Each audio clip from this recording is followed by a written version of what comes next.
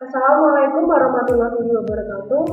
Selamat pagi. Semoga semua dalam keadaan sehat dan tetap semangat di tengah wabah COVID-19 yang masih terus hingga saat ini. Sebelumnya terima kasih kepada Bu Fitri dan Bu Maitri yang telah memberikan kesempatan kepada kelompok kami untuk dapat mempresentasikan hasil kerja kelompok kami. Saya, Adi Nurmalita dan Ratna Priasari akan mempresentasikan mengenai sejarah penemuan radioaktif. Nah, sebelum melangkah lebih jauh, ada baiknya kita mempelajari mengenai pengertian radioaktivitas terlebih dahulu. Apa sih radioaktivitas itu? Radioaktivitas adalah kemampuan dari inti atom yang tidak stabil untuk memancarkan radiasi dan berubah menjadi inti atom yang lebih stabil. Materi yang mengandung inti atom yang tidak stabil tadi akan memancarkan radiasi yang disebut dengan radioaktif.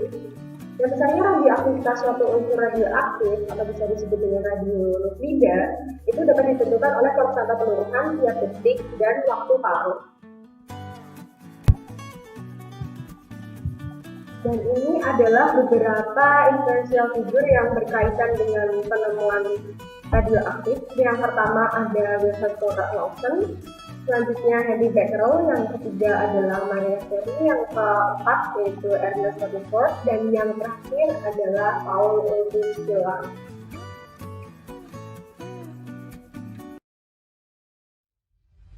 Tokoh yang pertama yaitu Wilhelm Conrad Lawson. Beliau ini adalah seorang fisikawan asal Jerman yang lahir pada tanggal 27 Maret 1845 yang menjadi penerima pertama penghargaan Nobel dalam bidang fisika pada tahun 1901 atas penemuannya pada sinar X.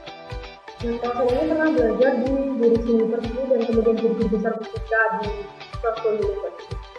Dan ini adalah gambar sinar X yang pertama kali diambil oleh Lawson. Ini adalah gambar tangan dari saintis yang pertama kali. Pada tanggal 8 November 1895, Lawson ini melakukan percobaan pada sinar katoda untuk menguji fenomena cahaya yang ia temukan. Nah, sebelumnya itu Lawson memasang sebuah layar yang telah dicat dengan dari platinum cyanida, lalu dibungkus dengan karton hitam untuk menutupi kendaraan sinarnya. Tiba-tiba ia melihat adanya cahaya warna hijau pada jarak sekitar 1 meter. Nah, dia telah menemukan bentuk baru dari radiasi elektromagnetik ini, tetapi karena dia itu tidak tahu dan sepertinya masih terlalu baru, maka ia menyebutnya dengan fenomena radiasi sinar X, atau bisa pada saat itu juga disebut sebagai radiasi Thomson. Terjadinya sinar X itu timbul karena adanya perbedaan potensial arus searah yang besar di antara elektroda dalam sebuah tabung hampa. Yang berkas elektron tadi dipancarkan dari katoda dan anoda. Berikut ada beberapa sifat-sifat dari sinar X. Yang pertama adalah menghidupkan platinum, mengioninisasi gas, menembus berbagai zat, menimbulkan fluoresensi, dan yang terakhir dapat merusak jaringan. Pada tanggal 8 November 1855, Lawson ini menggunakan tangan sang istri yang bernama Anna Bertha sebagai objek untuk diambil gambarnya. Nah, gambar yang tertangkap ini adalah tulang tangan dari sang istri dan cincin yang pada saat itu dikenakan. Gambar ini merupakan hasil radiologi yang pertama yang diambil dan sekaligus mematenkan hasil penemuan Lawson. Kemudian pada saat ini, setiap tanggal 8 November itu diperingati sebagai Hari Radiologi Sedunia.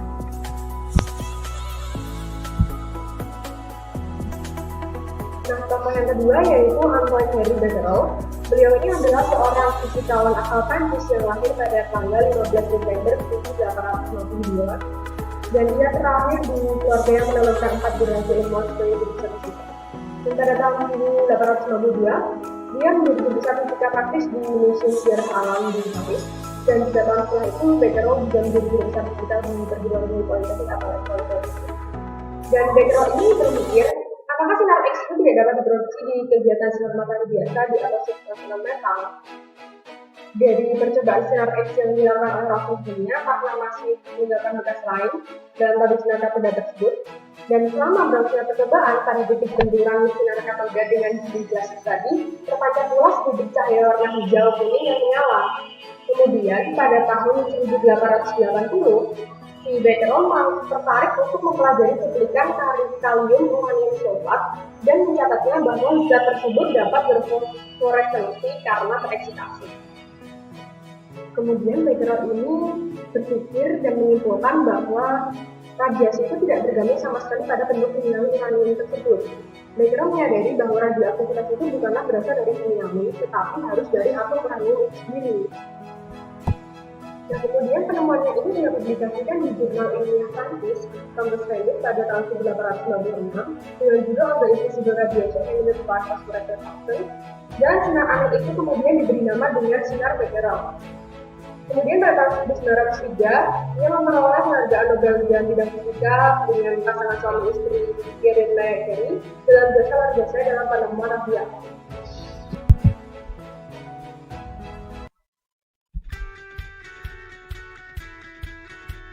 Kemudian ada tokoh Pierre dan juga Marie Curie. Marie Curie merupakan tokoh sejarawan kimia yang sangat menarik untuk kita bahas. Beliau lahir di Polandia pada tanggal 7 November 1867. Nama asli beliau adalah Maria Sklodowska, tetapi dikenal dengan nama Marie Curie setelah menikah dengan suaminya yang bernama Pierre Curie. Penelitiannya yaitu mengenai hubungan teori Becquerel terhadap sinar radioaktif dari unsur uranium. Beliau juga menggunakan dry plate foto untuk mengukur kekuatan sinar radioaktif secara tepat. Adapun peralatan yang digunakan meliputi tabung aliran listrik, pengukur elektrik, dan juga PEG. Beliau dibantu suaminya berhasil menemukan bahwa radiasi berasal dari peluruan inti atom yang tidak stabil. Fenomena ini kemudian diberi nama radioaktivitas.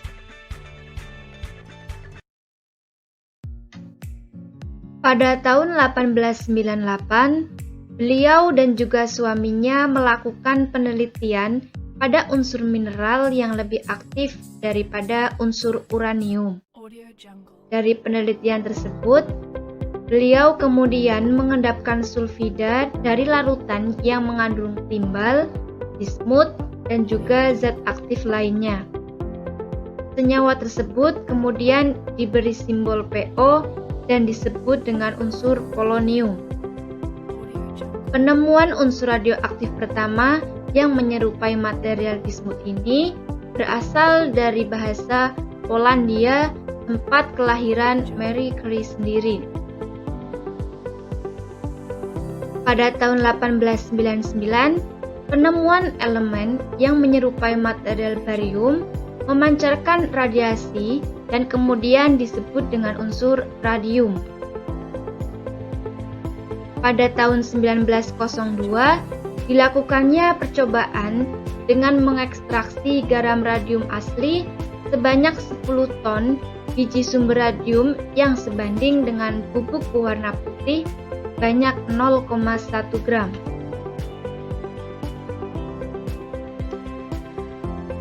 Pada tahun 1903, beliau dan juga suaminya bersama dengan Becquerel meraih hadiah Nobel bidang fisika untuk jasa mereka bertiga di bidang penelitian keradioaktifan. Pada tahun 1911, beliau juga mendapat hadiah Nobel di bidang kimia untuk penemuan unsur polonium dan juga unsur radium. Beliau juga mendapatkan julukan martir bagi dunia sains.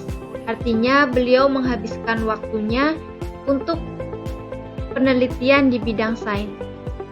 Marie Curie di dalam tabel periodik unsur juga menetapkan massa atom radium sebesar 225. Para fisikawan terang-terangan menyanjung hasil kerja beliau. Albert Einstein bahkan menyebut beliau itu bekerja terlalu keras hingga membuat jiwanya seperti tiram yang tidak bisa mengekspresikan kegembiraan atau rasa sakit. Kemudian ada Ernest Rutherford. Beliau lahir pada tanggal 30 Agustus 1871 di Selandia Baru. Pada tahun 1899, beliau melakukan studi tentang sinar radioaktif. Sinar yang dihasilkan dikenakan pada medan magnet yang sangat kuat. Rutherford menemukan bahwa sinar dipisahkan menjadi 3 bagian, yaitu sinar alfa, sinar beta, dan juga sinar gamma. Sinar alfa bermuatan positif karena dibelokkan oleh medan magnet yang bermuatan negatif.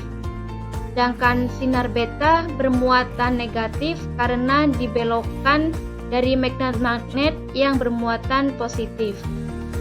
Kemudian sinar gamma tidak bermuatan karena tidak dibelokkan dari medan magnet. Penelitian lebih lanjut menunjukkan bahwa sinar alfa merupakan inti helium, sinar beta adalah elektron, dan juga sinar gamma yang merupakan radiasi elektromagnetik yang frekuensinya lebih tinggi dari sinar X. Esensi radiasi sinar alfa. Pada tahun 1903, Rutherford berhasil membelokkan lintasan radiasi alfa yang sulit dilakukan dibandingkan dengan elektron. Radiasi alfa adalah inti atom helium yang memiliki muatan listrik positif. Radiasi alfa juga memiliki daya tembus yang sangat kecil, yaitu sekitar 4 cm dan juga tidak tembus kertas. Pada tahun 1907 sampai 1908, Rutherford dan rekan sekerjanya mengumpulkan partikel alfa yang dipancarkan oleh radium dan juga memastikan bahwa spektrum cahayanya sama dengan unsur helium. Esensi radiasi sinar beta. Sebagian radiasi yang dipancarkan oleh sinar beta dibelokkan oleh medan magnet dan arahnya sama dengan sinar katoda. Radiasi sinar beta adalah elektron yang bermuatan listrik negatif. Kecepatannya lebih besar daripada kecepatan sinar katoda. Daya tembus sinar beta 100 kali partikel sinar alfa. Sinar beta juga mengionisasi gas yang mereka lalui.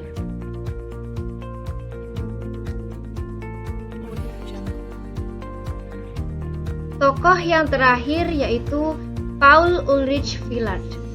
Pada tahun 1900, ketika beliau sedang mengkaji uranium, Villard menemukan jenis sinar radioaktif yang ketiga yang tidak bermuatan.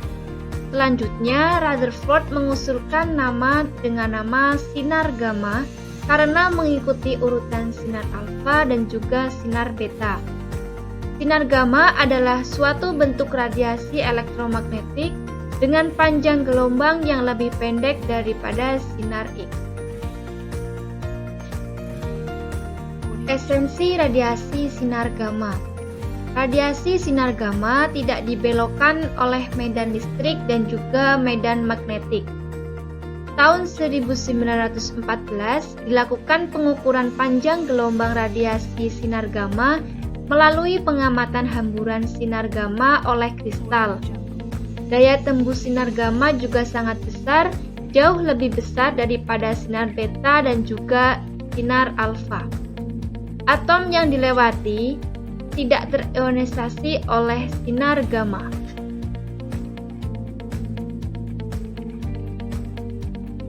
Daya tembus dan ionisasi sinar radioaktif.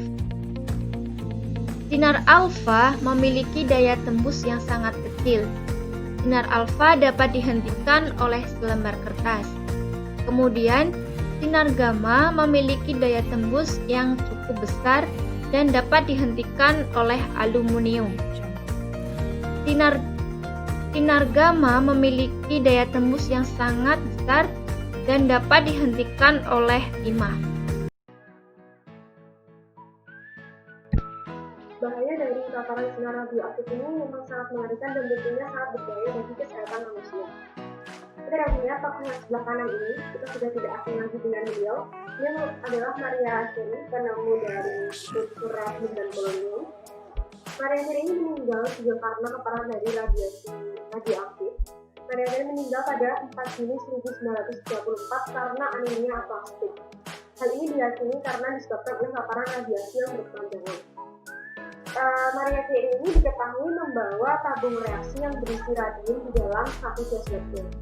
Dan bertahun-tahun bekerja dengan menggunakan bahan radioaktif ini, lama-lama membuat kesehatan semakin menurun. Nah, foto yang sebelah kiri ini merupakan radium gold. Kenapa mereka mendapatkan julukan sebagai radium gold? Radium gold ini merupakan panggilan terhadap pekerja wanita yang pada saat itu bekerja dan mencari nafkah di United States Radium Corporation yang memproduksi sebuah jam tangan yang dapat bercahaya di malam hari ataupun di air untuk melihat waktu dan diperuntukkan untuk tentara perang pada Perang Dunia ke-1. Nah, pada proses pengerjaan pembuatan jam itu tadi, pengerjaannya itu menggunakan kuas yang berbahan dasar dari bulu kabel. Jadi para gadis itu harus menjilat ujung kuas yang sudah tercelup dengan radium itu tadi untuk memastikan ujung kuas tadi tetap runcing sehingga dapat memoles radium ke jarum jam dengan tepat. Nah, melalui cara pengerjaan tersebut membuat para gadis itu semakin lama semakin banyak menelan dan menyerap sisa-sisa radium pada kuas tadi. Nah, hal inilah yang menyebabkan satu persatu dari pekerja tersebut meninggal akibat keracunan. Dan para gadis radium itu tadi tidak hanya sakit, tapi mereka memang sangat-sangat radioaktif. Salah satu gadis radioaktif yang bernama Molly Mania, kuburannya sempat digali pada tahun 1927 sebagai bukti pengadilan. Itu menurut Popular Science, tubuhnya itu bersinar meski beliau sudah meninggal. Nah, itu sebenarnya bukan hal yang mengejutkan, itu merupakan hal yang biasa, mengingat tulang dari para gadis radium ini memang sangat radioaktif dan efek sinar dari radium itu tadi dapat bertahan hingga 1600 tahun. Nah, fakta mengenai radioaktif yang selanjutnya adalah mengenai beberapa bahan makanan yang mungkin kita konsumsi sehari-hari, namun ternyata mengandung beberapa unsur radioaktif. Yang pertama adalah dari kacang Brazil. Nah, ini adalah gambar dari kacang Brazil. Kacang Brazil ini mendapat predikat sebagai makanan yang paling radioaktif. Pada kacang Brazil ini mengandung dua elemen radioaktif dengan kadar tinggi, yaitu radium dan kalium. Pada kacang Brazil ini dapat memancarkan lebih dari 6.600 pikokalori per kilogram radiasi. Namun kacang Brazil ini masih tetap dapat dikonsumsi, namun dalam batas yang sedikit juga. Nah, bahan makanan selanjutnya yaitu pisang. Pisang ini merupakan salah satu bahan yang cukup radioaktif. Pisang ini dapat menghasilkan 1 pikokalori per kilogram dari radium 226 dan 3.520 pikokalori per kilogram potasium 40. Nah, kandungan kalium yang sangat tinggi inilah yang mengakibatkan mengapa pisang sangat bergizi. Nah, bahan makanan selanjutnya yaitu wortel. Nah, wortel ini mengandung dua unsur radioaktif juga. Yang pertama itu ada radium 226 dan potasium 40. Yang potasium itu dapat mencapai sekitar 3.400 pikokalori per kilogram. Selanjutnya adalah kentang.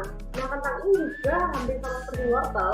Kentang putih ini mengandung antara 1 dan 2,5 pikokalori per kilogram radium 226 dan sekitar 3.400 pikokalori per kilogram dari kalium 40. Hampir sama sepertinya dari wortel dan kentang. Nah, makanan yang terbuat dari kentang seperti keripik dan kentang goreng itu juga sama-sama mempunyai radioaktif walaupun dalam jumlah yang sangat sedikit.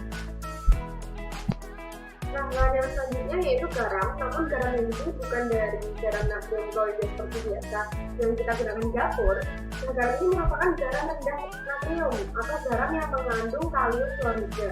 Nah, jika kita mengonsumsi garam kalium ini, kita akan mendapatkan sekitar 3.000 pikokalori per kilogram. Nah, tidak ada garam natrium yang mengandung lebih banyak kalium klorida dari garam rendah natrium ini.